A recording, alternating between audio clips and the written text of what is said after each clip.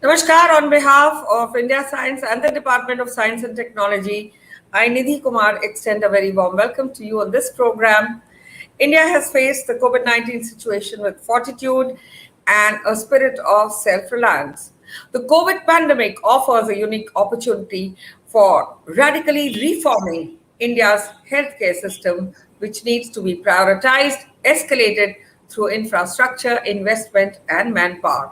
To talk more on today's topic, we are indeed very privileged and honored to have with us two very eminent speakers, Professor Ashitor Sharma, Secretary DST, and Dr. Vinod K. Paul, Member Niti Aayog, who heads the Health, Education and Nutrition verticals. Namaste and welcome.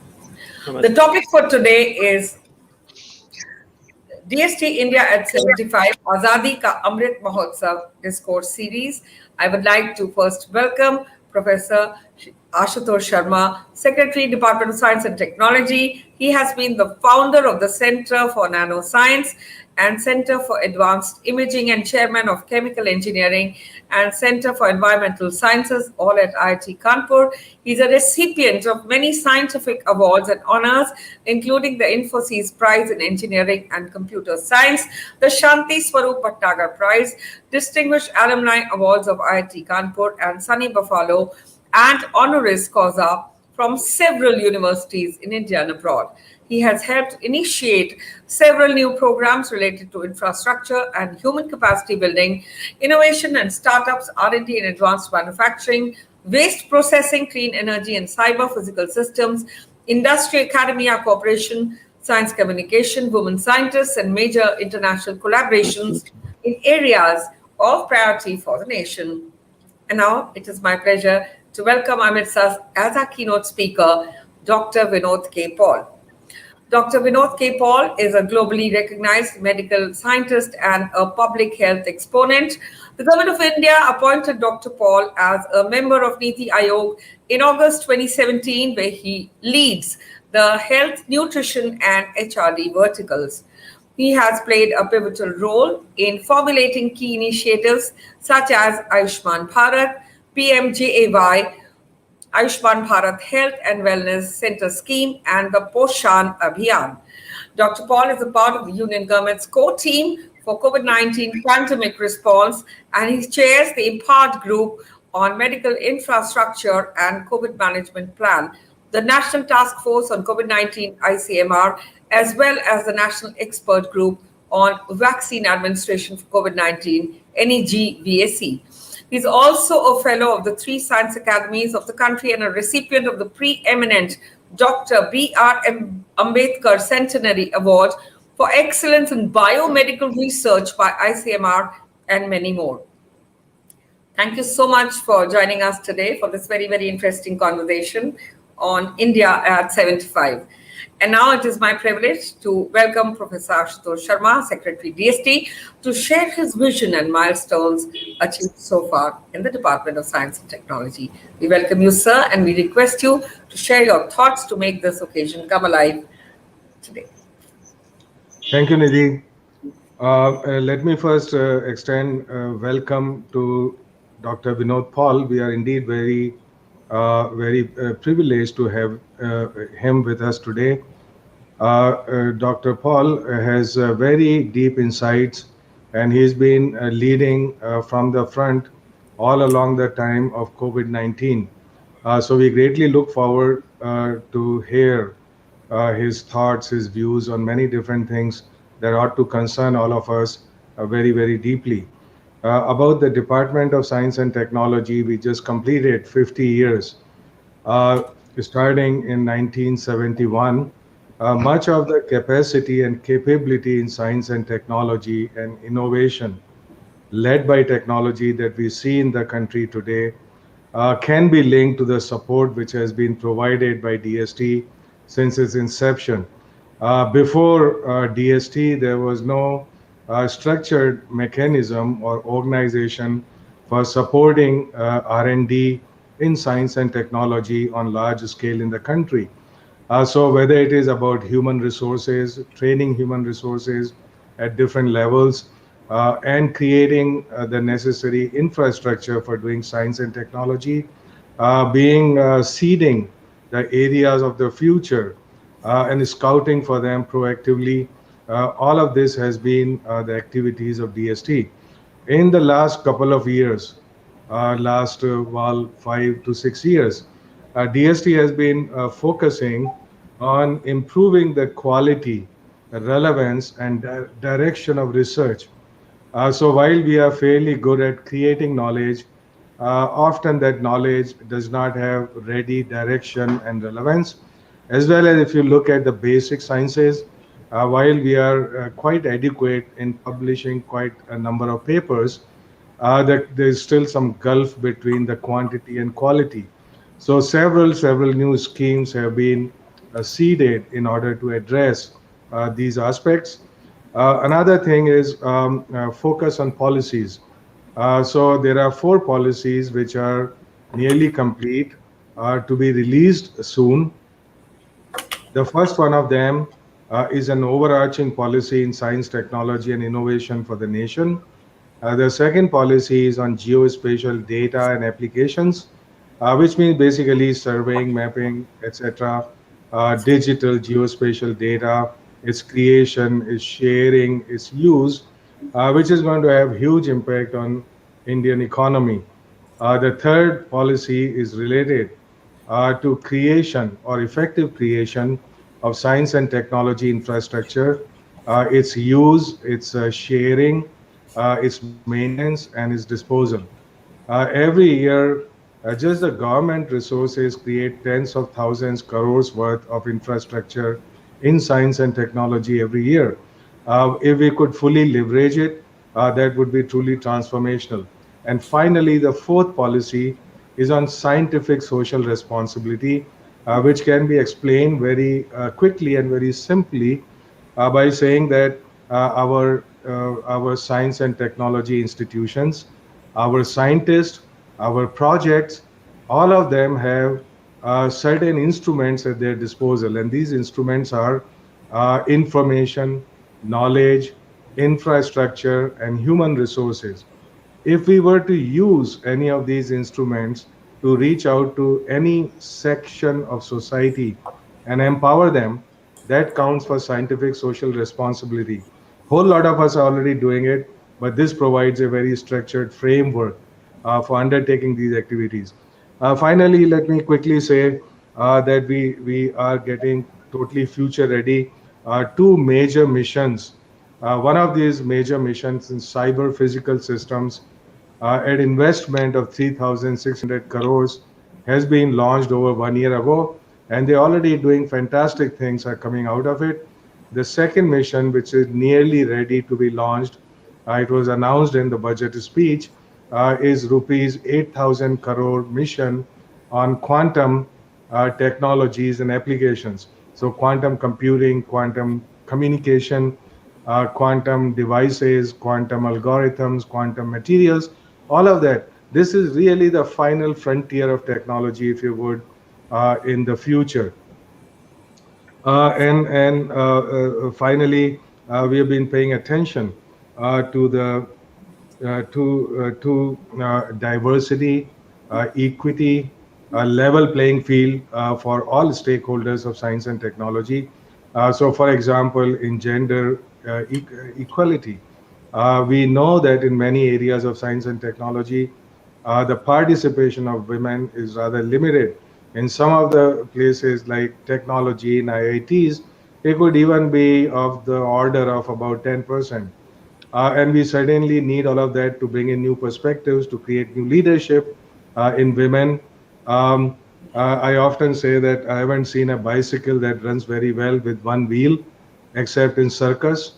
So clearly, we need to bring all of those things to empower our science and technology, and all of it is happening with some speed and picking up scale.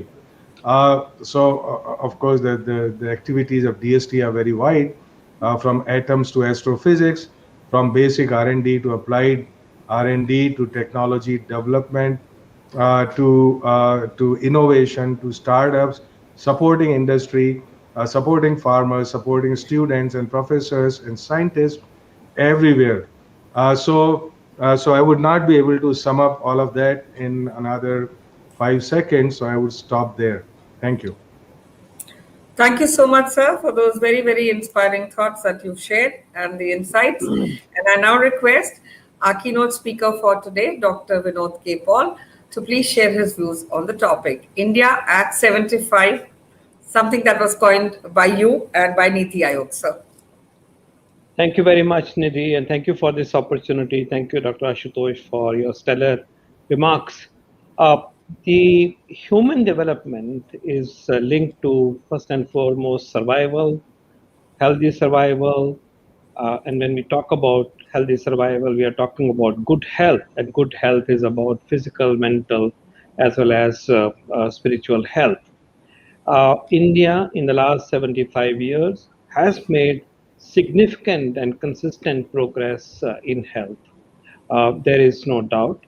If you look at the life expectancy at birth at the time of independence, you'll be surprised that this was around 28 years. Just 28 years was the average lifespan of the Indians at the cusp of independence. And today it stands at close to 669, maybe going close to 70 now. And this shows in a sum that there has been improvement in the health status of Indians. But we also must recognize that we are still far away from meeting the aspirations of people in terms of access to health services, and that remains a challenge. And I'll come back to that challenge on the framework of universal health coverage and primary health care. But before we do that, let me also say that this nation achieved the Millennium Development Goals related to health. Practically, all the goals were achieved, whether it was reduction in child mortality, whether it was reduction in maternal mortality, as well as other health-related MDGs. So there has been a consistent effort, given our resources, given our other very, very important priorities of development. We moved in a certain way. But then for a new India, so much more needs to be done. And let me highlight a few things that are taking us in that direction. Firstly, uh, our efforts toward universal health coverage. Universal health coverage means that essential health services are accessible to people without having to compromise, uh, your living in terms of your spending. That these are affordable to you, they are available to you. You don't go bankrupt. You are not stressed financially. And in this regard, a big step that was taken in the year 2018 was the launch of Dharmantri Janaroka Yojana. Under this Yojana, half a billion of people of our country, half a billion, 50 crore people or more, are now eligible to receive care in the hospital, care which is to be given after admitting in the hospital, inpatient care, to the tune of rupees 5 lakh per family each year.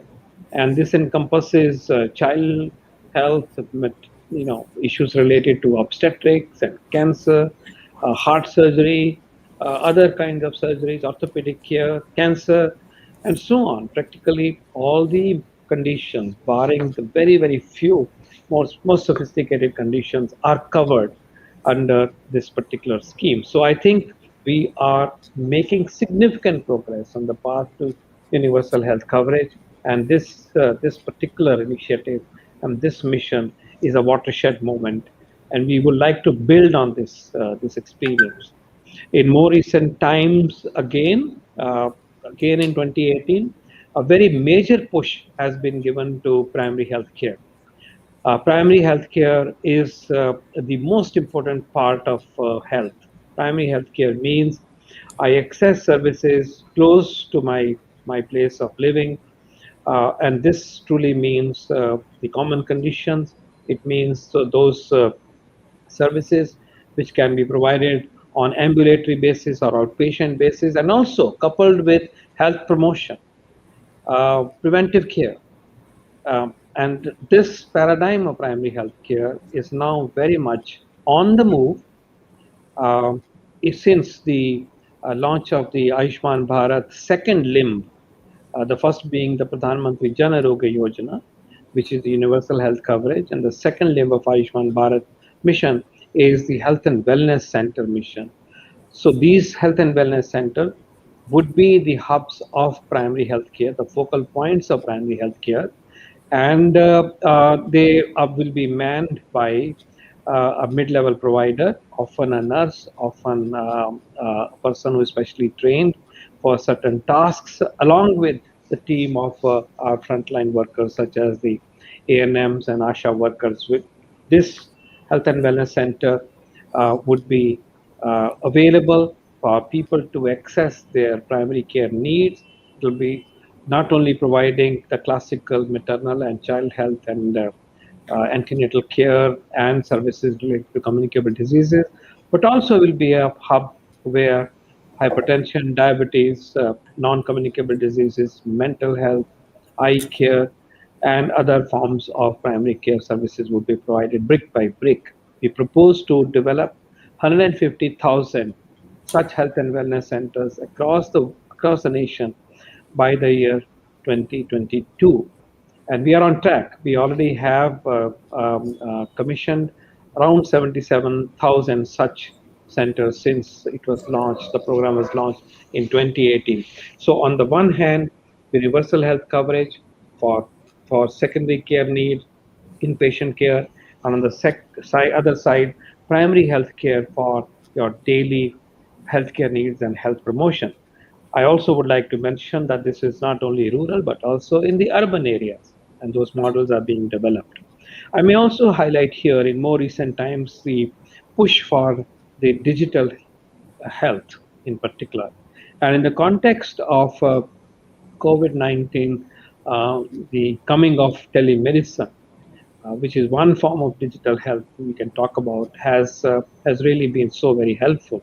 But we are looking at electronic health record, we are looking at family health records, which are digital, and so on and so forth. And it's a big mission by itself that is being undertaken further. I may also mention that among the big ticket issues that concern this nation is the availability of human resources for health, both medical as well as non-medical health professionals, nursing and allied professionals. Huge gap, truly a huge gap.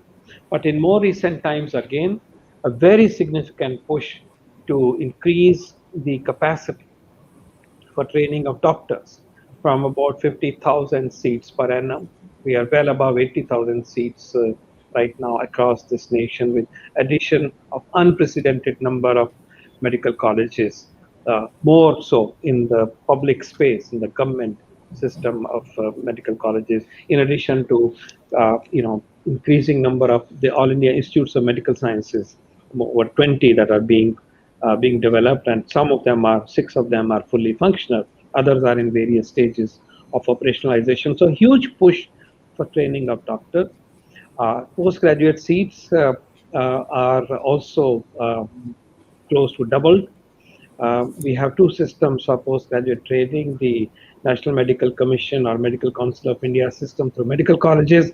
Seats have increased in that area, but also we have a National Board of Examination system in which training is provided in well-functioning hospitals for specialists by way of apprenticeships. A very well-functioning system, and the seats have increased in that sphere as well. So National Board provides about 11,000 seats, and the MCI and MC system well above 40,000 seats at the current time.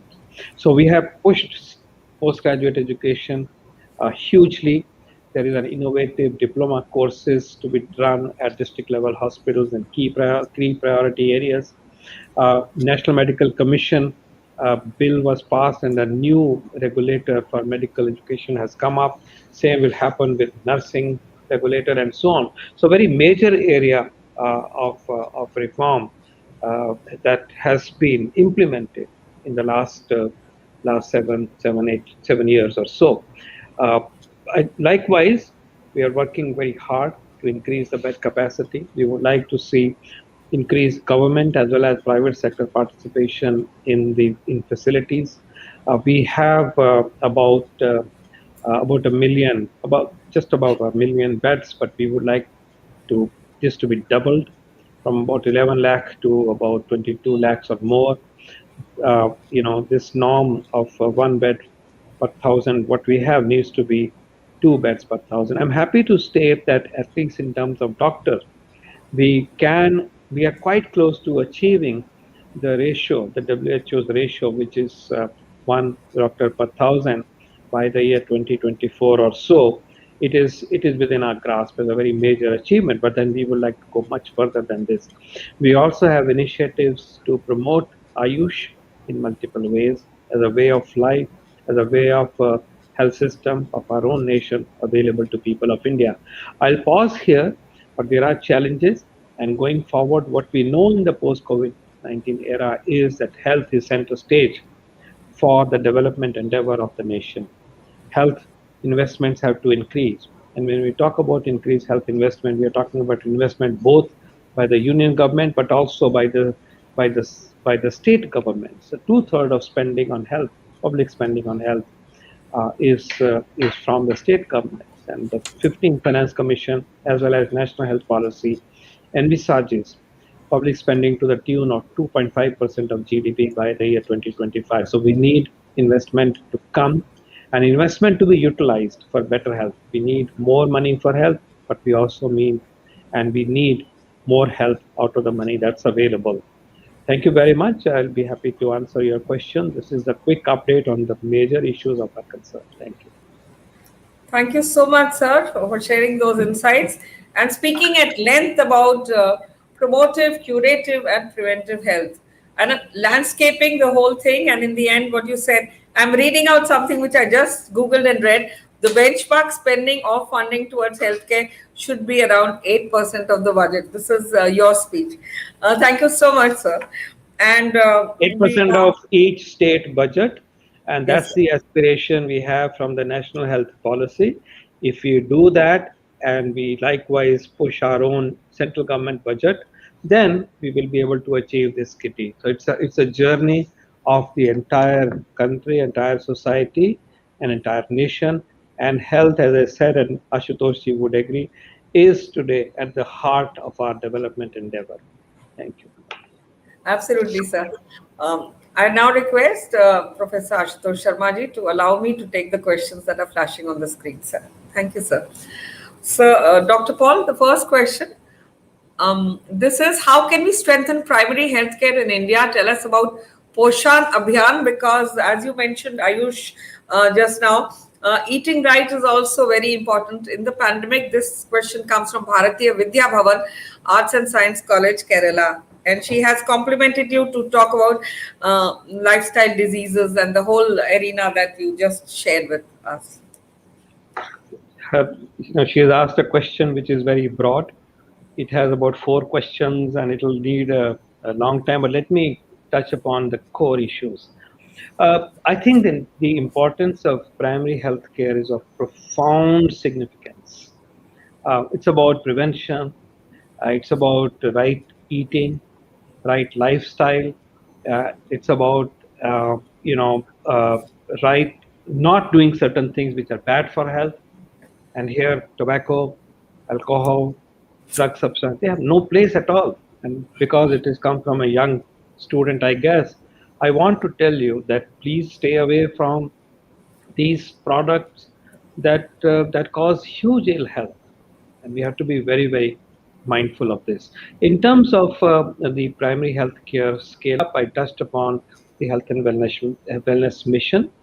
And there is a clear path that now the government has charted out to strengthen the primary health care. And as I said, these primary healthcare hubs now have a mid-level provider who is able to diagnose conditions and prescribe medicines. A huge plethora of medicines are entitled to be given by a mid-level provider.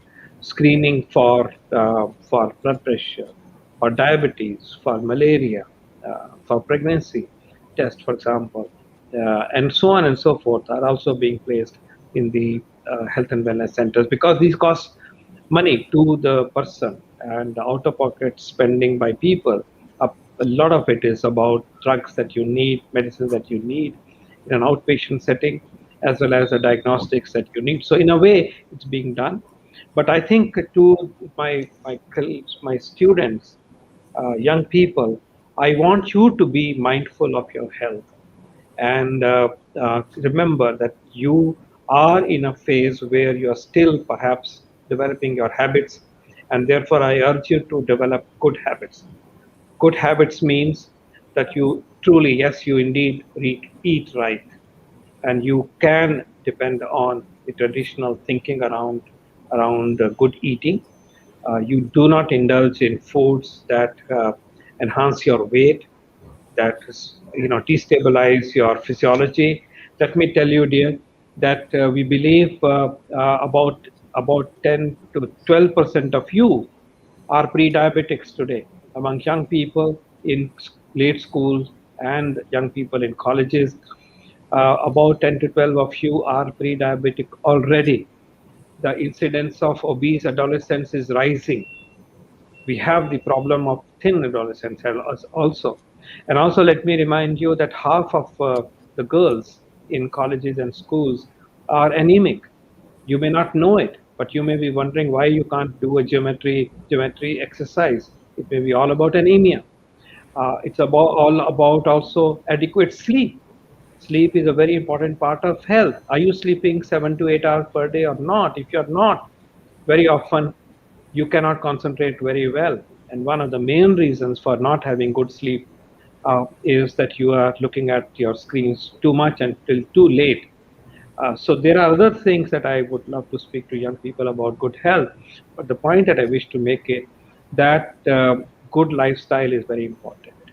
The point that I want to make is that we don't want to be adults who at the age of 30 plus, you're already having hypertension, diabetes, heart disease, obesity, and so on. That is not the youth of India that will give us the demographic dividend optimally. I'm really concerned, and I would like young people to stay healthy. And on sleep, I just want to tell you biologically, and perhaps it may click today, even at the cost of a little more time that I'm taking. That when I'm looking at the screen, the blue part of the light, the blue spectrum, impacts on the non-production of melatonin from the pineal gland, and melatonin is the hormone that you need to fall off to sleep. So if you are looking at your screen till late, you will be suppressing melatonin. Your sleep will come later. You will be, you will really not be sleeping. So healthy sleep is very important, and therefore please reduce and optimize your screen time.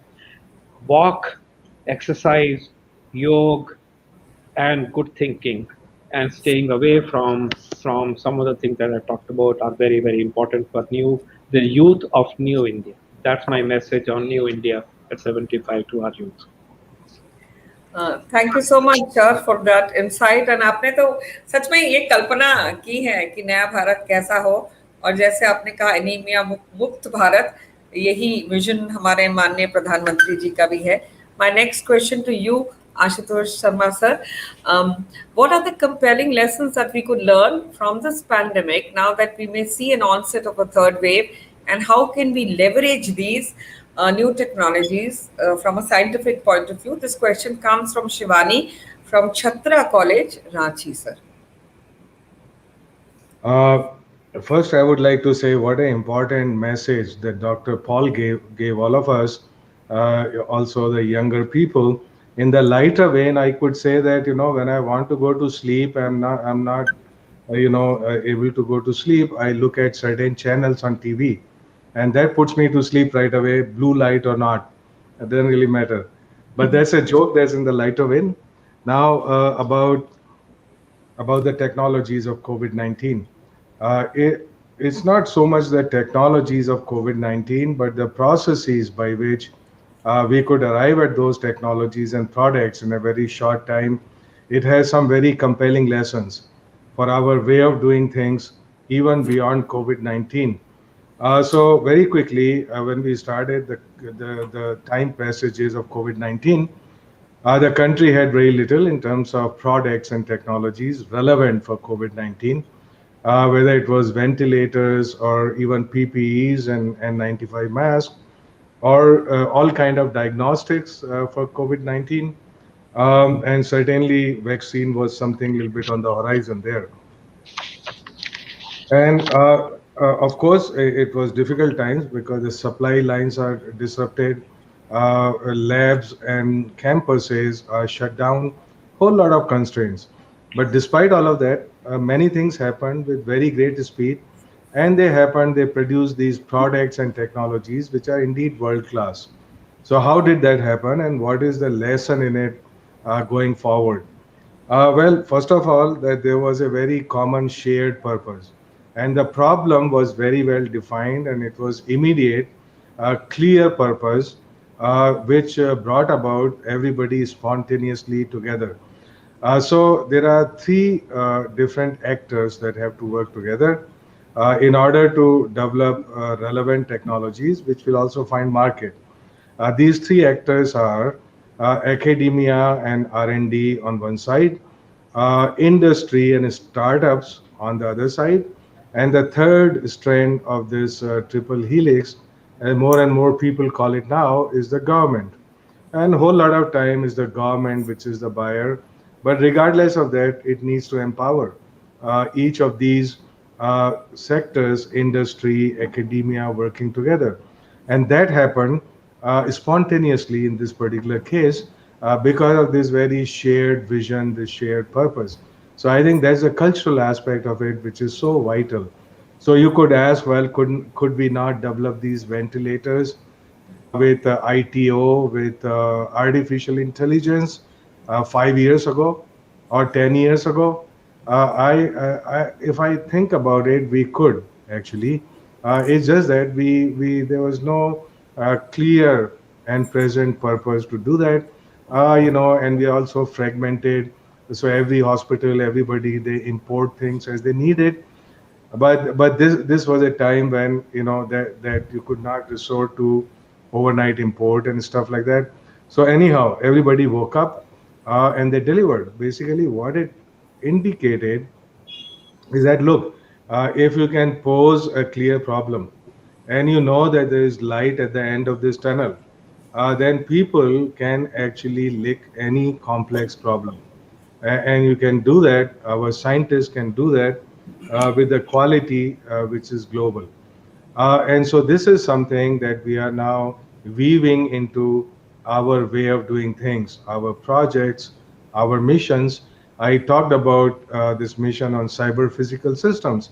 It has exactly the same DNA, which means that the hubs of cyber physical systems have been structured in such a way so that they are co-owned by academia and R&D, line ministries of the government, and the industry and startups. At the same time, it also integrates seamlessly the entire knowledge ecosystem in one place. What is that knowledge ecosystem? Basically, basic R&D, applied R&D, technology development, incubation and startups, human resource development, and a strong connect with the industry. So all of this ought to happen by this group of people who are looking at a particular area. And our weakness often has been fragmentation. So while somebody is doing research and writing papers, but others have no connect with what's going on there, and there is no very clear direction about where this knowledge is going to go. So we need, of course, quality in our basic sciences, but we need direction and relevance in our applied sciences. And these are some of the major lessons which have been reinforced by COVID-19, and that they indeed would find their imprint, if you would, in going forward in our ways of doing business, in supporting science and technology. Thank you.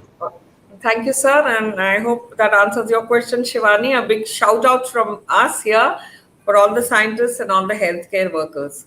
Dr. Paul, the next question is for you, and I'm taking it, sir. Sir, malnutrition rates have been declining in India, but the absolute number of stunted, wasted, and anemic children are still a concern. Please tell us about improved data sharing mechanisms between center and state for better disease detection, prevention, and control? This question comes to us from Kolkata, from Presidency College. Riddhi is asking this question. Thank you very much. I think let me answer the latter part first. That uh, there is a lot of data which is available uh, to the states, available to the center, available to academia, available to the researchers and policy planners, and so on and so forth. So remember, there is a lot that's available. There is a seamless exchange of huge amount of data related to health programs, nutrition programs, welfare programs across the nation, from states to union government and back and forth. And I can also say there is a hell of a lot of data that we are exchanging on a daily basis in regard to the COVID-19 pandemic. Uh, yes, more connections can be created, should be created. Yes, the data should be made available to researchers in multiple different ways. The data should be handled with care. Privacy has to be protected. Misuse of data has to be also protected. But we have a shared ownership as citizens on the information that translates into numbers and translates into a usable information, which we may like to call data.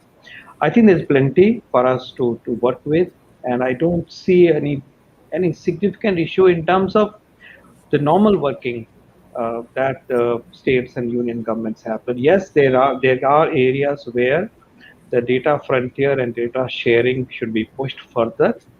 It also would mean using same electronic platforms, using the same protocols so that the data can talk to each other, and so on.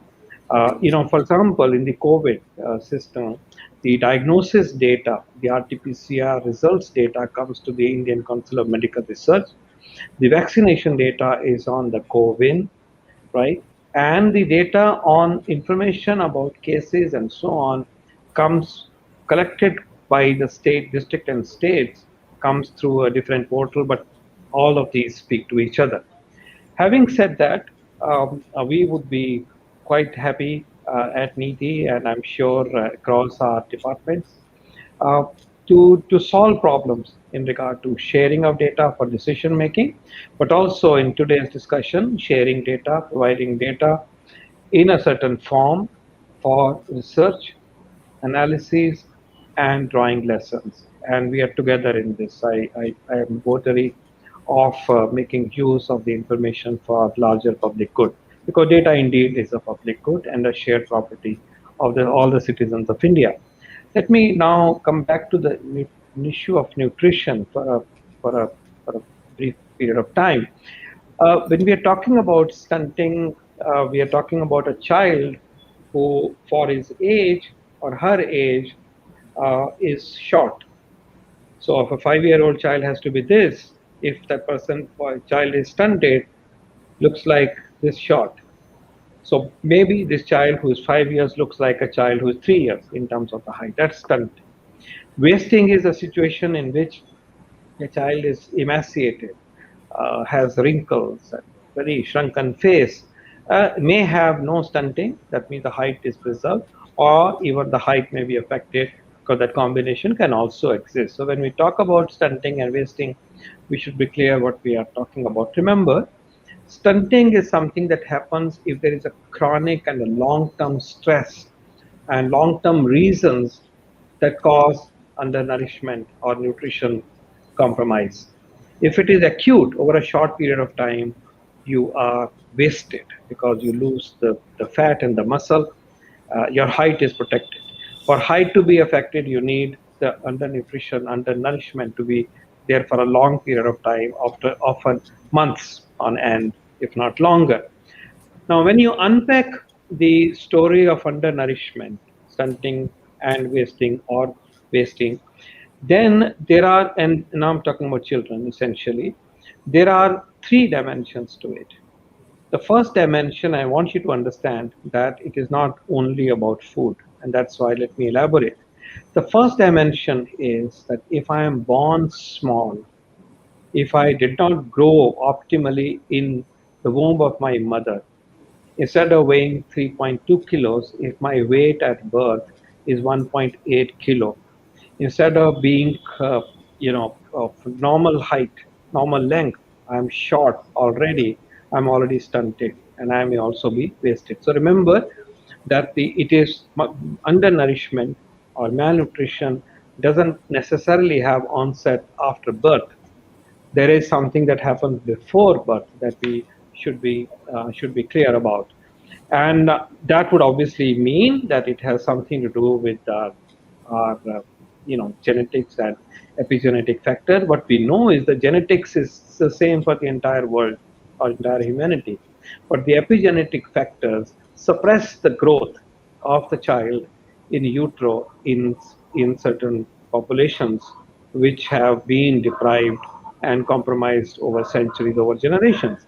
And therefore, first thing to remember is that there is that aspect to undernourishment, but it is also about those aspects which are important from the point of view of the soil where the child as a child grows, namely the health of the mother, during adolescence, her optimal food, her optimal nourishment in every aspect in terms of vitamins as well. And therefore maternal health, maternal height, maternal weight, maternal weight gain during pregnancy, and control of conditions such as severe hypertension are also important reasons why a child in utero may not grow well, apart from epigenetics that I mentioned. So this is one part, which means that if we have to change this part, which is about 20 to 25% of overall malnutrition as a contribution. So overall contribution of this phenomenon is to the tune of 20 to 25% of malnutrition, what you call as malnutrition of children. Then the action is on the care of the girl child, adolescent girl, pre-pregnancy nutrition and healthcare during pregnancy. And even then, epigenetic may take time to be sorted out over one or two more generations. But then there are two other causes or two other mothers. There are three mothers of undernourishment. I've talked about the real mother. Now I'll talk about two other mothers. One is related to illnesses. If the child falls sick, even if this child is normal at birth, this child will lose weight. And if the child is chronically sick, the child will also not grow and will be stunted. The height will not grow. So illnesses cause undernutrition. Often this is not realized. I still haven't come to food. And therefore, child not to have diarrhea, child not to have pneumonia is a critical way of looking after undernourishment and preventing undernourishment. So therefore, rotavirus vaccine, use of zinc, use of clean food, hygiene, and Swachh Bharat, all this will save water to be taken, would help in preventing disease and therefore preventing also undernourishment. So diseases such as childhood diarrhea, pneumonia, serious diseases such as tuberculosis are also very important cause why there is undernourishment, and this can only be tackled through either preventing these diseases or shortening the duration of these diseases by appropriate therapy. Then there is a third reason, and that third reason is operative only in about half of children, and that relates to the inadequate food. Now, when you talk about inadequate food, remember, in the first 6 months, it's only about breastfeeding, and the breastfeeding has to be ensured. Children who fail on breastfeeding are predisposed to undernourishment. So ensuring optimum breastfeeding, particularly of those babies who are born small, to which I referred earlier on, is extremely important. So breastfeeding, and breastfeeding, starting within an hour of birth, making sure that the child is properly fed. If there are difficulties about breastfeeding, we look after that. Then at 6 months, the food starts. And often we do not start the food in time. We only start in about 40-50% instances. More importantly, thereafter, we don't offer adequate food. Between the age of 6 months and 18 months, optimum food is available to children as fed food only in 10-12% of children. We don't understand that child at this stage needs a lot of food. A 1-year-old child has the same food requirement, which equal to half of my food requirement. Adult food divided by two. Half of that food is the need of the one year old child. So this is about change in behavior, ensuring that we support the small child to eat well, eat the right kind of food, and therefore, when you look at the dimension of malnutrition, please remember food is only about half the story, and that also part of it is breastfeeding hugely. It is about preventing and treating illnesses, and also it is about the maternal and woman's health. And therefore, our efforts to address malnutrition have to keep this entire life cycle to be kept in mind. Thank you sir. और आपने जैसे कहा बेहतर आहार की बहुत जरूरत है देश की बेटियों के लिए, और आपने एक और चीज पे लाइट डाली है कि can India actually afford to eat right, which is a question that all of us need to answer in the next 2-3 years or so. Now I move on to my next question, Professor Ashitor Sharma sir. Many things have changed as a result of post-COVID.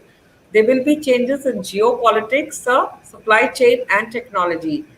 How can we leverage all this to incentivize our scientists? This question comes from Himanshu from Baghmara College in Dhanbad. So, Incentivize our scientists for what? Can you please repeat that? I didn't quite I'll get just what. repeat the question, sir. What about the changes? If you could throw some light on geopolitics, supply chain, and technology, and how it could be used to leverage science and scientists. Let's face it. Okay, I mean, okay, well, I'm not quite sure, but anyhow, I think it's a very good question asked by Himanshu. All questions are good questions, answers may be bad. So I'm very thankful that somebody is asking these very cutting edge questions. Now, if I were to understand this, or let me interpret this question my own way, how do we incentivize scientists to do technology? That could be one aspect of it. The other aspect could be okay, I mean, that there is change in geopolitics, supply chain, and so on. Certainly, there is, and COVID-19 time have been something very special. But even beyond that, we know that major changes are going to be taking place, especially in technology sector. So one aspect that we could talk about is, of course, the certain amount of Atmanirbharta. When you have supply lines cut, when you have, people are too self-centered, everybody is running for cover, they couldn't possibly cover you at the same time. So clearly that we need to develop our own technologies, but also the pathways of developing those technologies. And one of those aspects is incentivizing scientists to do technology. Now, let me tell you, so when, I started my academic career teaching in an IIT in 1990, there was not a whole deal of expectation from scientists to develop real technologies that go to industry and then sell in the market. All right, all of that actually has happened more, I would say, in about last 15 years or so. There have been this revolution going on. Um, all the patents that I've ever filed in my life have been in the last 15 years. And that's because there have been a shifting emphasis on scientists not only doing fashionable research. Of course, that also has to be done. Deep research, especially in basic sciences, very much required with quality. By the same time, a whole lot of other research that we call applied research, technology research, and whatever, it must have a clear purpose. And that purpose comes not from the lab, but it comes from the industry. Sometimes it comes from startups. So if there is a good connect between the industry and the lab, then whole lot of this, this itself is an incentive for scientists to develop technology. Why would I waste 20 years of my life if I didn't know that this particular technology is so needed by people and that this would actually be going somewhere? So that confidence and that connect in fact, other starting points, and that is happening. Now, beyond that, it requires a turning around in our academic culture. What I mean by that, let me just give just few indicators. See, our recruitment and promotion policies, our award and reward policies, so they are clearly tied in with, what is actually valued in the scientific community. So if only thing that we value are the number of papers and so on, which is good, and we need to focus on that. But at the same time, if we completely ignore the technology that a scientist has developed and its possible impact and potential and utility. So if we don't focus only on invention aspects, but also on the innovation aspects, and we bring a balance. This is not a zero sum game. It's not like saying, oh, if I emphasize technology, does it mean I de-emphasize basic research? Not at all. It is basically bringing in balance. So it is at the same time recruitment, promotion, award, reward, culture, that need to look into all of these aspects. At the same time, more government support for technology development projects, especially if they are being done in the partnership with industry. And several of those schemes have now come into force. I know in the last 6 years, and many of those things are happening because people are more aware of that aspect. At the same time, uh, service policies, for example, can scientists working in our R&D labs and the professors, can they take a sabbatical, go to an industry and work with them? At the same time, do we welcome industry scientists to come into universities, IITs, interact with our students, give some lectures, give their wisdom, their practical wisdom, share that with our students, and provide that kind of awareness building there. Similarly, our startup policy, that the startup sector has developed very fast. For example, DST supported innovation ecosystem has doubled in the last 5 years. So this is amazing. And in fact, if you were to look at the valuation or assessment of these startups and the incubators, it turns out that in the 5 years, they have created rupees 27,000 crores of new wealth, and at the same time created more than 60,000 direct jobs. And of course, the impact would continue to grow as they come out of incubators and so on. So this is a movement which is taking deep roots, and we need to really encourage that. So basically, it is scientist entrepreneur model, and many of the IITs are now actually doing that.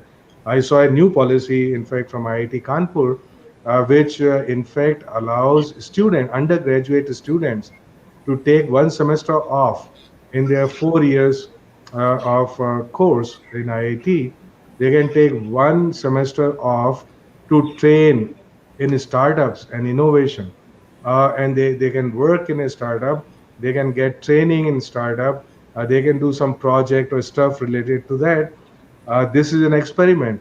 Okay, but I personally think that experiments of this kind would bring very rich dividend, and in fact, they would intertwine, they would bring together what we call scientists, what we call technology makers, innovators, inventors, startups, industry, and this is actually a very happy dance. I haven't any doubt that this brings excitement. It even brings very deep scientific problems, new problems to the fore that I would not have thought of just sitting in the lab or staring at the computer terminal. So that become a little bit stale. Here it provides new opportunity. It's providing a whole lot of schemes and initiatives and policies, providing these new avenues for growth to scientists. I'm not saying it's for every scientist, not at all. But again, it's a question of balance. So when we value creation of knowledge, we should also start valuing the consumption of knowledge. Thank you. Thank you so much, sir, for those insights.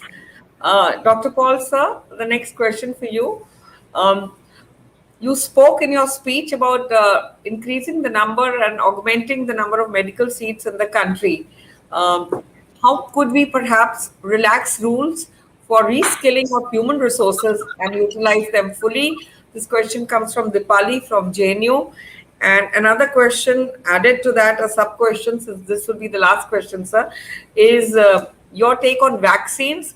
What are the new vaccines that India would see now in the near future, sir? So to answer the first question, we should see the perspective in which the decisions with regard to capacity for medical courses and nursing courses is done. What we are trying to do is to make sure that when a doctor or a nurse is certified, a doctor and a nurse respectively, then she or he has the fundamental competencies as a professional. You cannot have a nurse or a doctor on whom when you cannot depend and cannot have faith in terms of core competence for which you seek help. So the critical point is that a doctor, a health professional, once certified, must have clear-cut set of competencies, which means it is about training. And remember, in training of doctors and nurses and allied health professionals, it's about practical skills. Knowledge is only one part. Knowledge is there only to be ready to have the practical skills, and the biggest practical skill is the decision making that the doctor and nurse makes in a given situation, whether to opt for treatment A or test A or test B, to detect emergency which needs to be treated in a matter of next 1 hour vis-a-vis something which is chronic and for which you can have an outpatient consultation tomorrow or a month later. So remember, this is the critical part. Therefore, when you talk about rules, they have to be seen through the filter of this important requirement.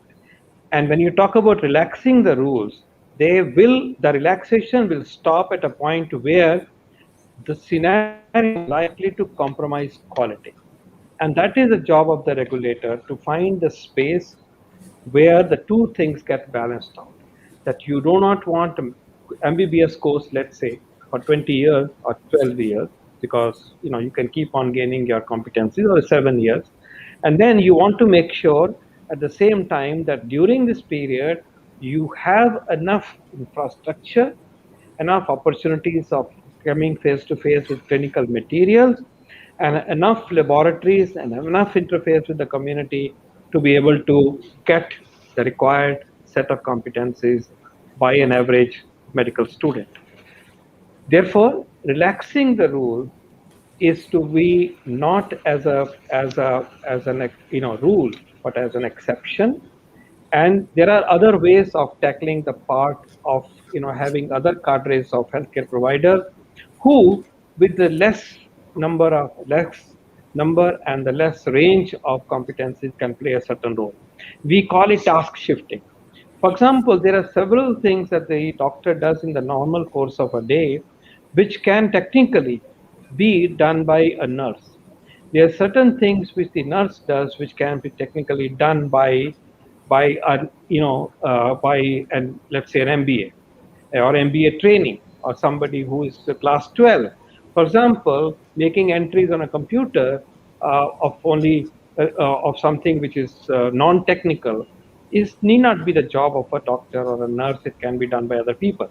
So my plea here is to say, firstly, the, the, it is our endeavor as policy enablers to make sure that the rules in terms of infrastructure requirement, curriculum implementation, standards of examination, exposure to clinical materials, laboratory experience, community experience, have to be enough to make a good doctor or a good nurse. We can look at relaxation in terms of any of these to the extent that it does not compromise the quality that is unacceptable to the society at large. The second point is in regard to the vaccines on the horizon. Let me summarize by saying that currently our mainstay of COVID-19 vaccination program comes from the vaccine called Covishield. which is Oxford AstraZeneca vaccine, which is being made in very large quantities by a great company called Serum Institute. Our second important vaccine is the Covaxin, which is developed in India. It is an inactivated virus vaccine compared to the other one, which is a vector vaccine. And this vaccine is very, very indigenous, and we are increasing its supply, but it is contributing to more than 2 crore doses and will further increase in terms of a daily quantity, monthly quantity available for this vaccine. So these two are mainstay vaccine. To an extent, the Sputnik vaccine is also playing a small role, and we hope that the scale-up of Sputnik vaccine will also improve with time. On the horizon are a few vaccines which may interest you, because it gives us hope and confidence, and also makes you feel proud that India has the capacity and the industrial base and science and technology base to offer a bouquet of choices and a bouquet of vaccines. You may be aware that we have Azadi Cadila, a DNA-based vaccine, which is currently being reviewed by the regulator. The trials have been completed. We hope it will work. And this is the next vaccine on the line that we may look forward to. We also have a protein subunit vaccine of biological E, which is moving to a critical phase of trials now and could be available in September, I hope. Will be again an indigenous vaccine on the horizon. We also are looking forward to a very special vaccine. It's an mRNA vaccine being developed by a company called Genova. And this mRNA vaccine, unlike Moderna and Pfizer vaccine, which are also mRNA vaccines, is stable at 2 to 8 degrees, and therefore it does not need ultra cold chain conditions for its transportation and so on. We also are hoping to have a Novavax vaccine to be produced by the Serum Institute in the course of time. It's a vaccine developed elsewhere, but it's also being manufactured in our country, could be available. And then further in the pipeline, we also have an intranasal vaccine coming up by an Indian company, the same company that has made Covaxin. So surely there is a significant scope of additional vaccines downstream, and we're very proud, as I said.